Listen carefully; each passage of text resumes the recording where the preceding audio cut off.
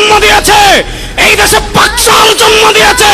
এই ৭২-এর সংবিধানের পক্ষে যারা থাকবে তারাও ফ্যাসিবাদ, তারাও বাকশাল।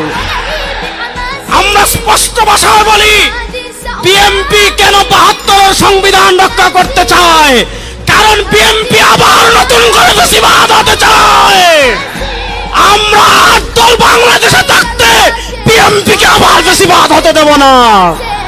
বিএনপির নেতা জনাব তারেক রহমান সাহেব, আপনি আপনার মায়ের দায়িত্ব নেওয়ার জন্য বাংলাদেশে আর সাহস করতে পারেন না।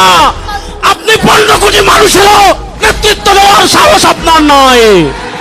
সুতরাং সুস্পষ্ট ভাষায় বলি, ৫৪ বছরের বাংলাদেশে জাতীয়তাবাদ দেখেছেন, ধর্মনিরপেক্ষতা দেখেছেন, সমাজতন্ত্র দেখেছেন, আর জাতীয়তাবাদ চাই না। বাংলাদেশে চাঁদাবাজি আর চলবে না।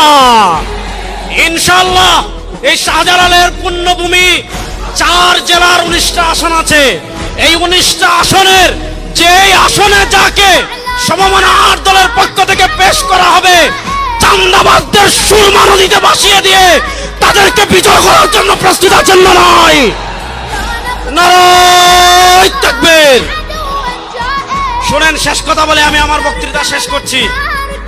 আপনারা দেখেছেন, যখনই ৮ দল একত্রিত হয়েছে, বাংলাদেশের চিহ্নিত একটা দল আছে, মনে হচ্ছে তাদের মাথায় আসমান থেকে ঠাডা পড়েছে।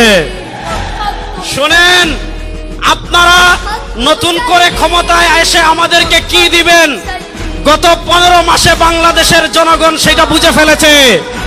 আপনারা যদি নতুন করে বাংলাদেশের ক্ষমতায় আসেন, বাংলাদেশে আবার চাঁদাবাজি হবে, বাংলাদেশে আবার টেন্ডারবাজি হবে, বাংলাদেশে আবার গুম ফিরে আসবে, বাংলাদেশে আবার দুর্নীতি ফিরে আসবে।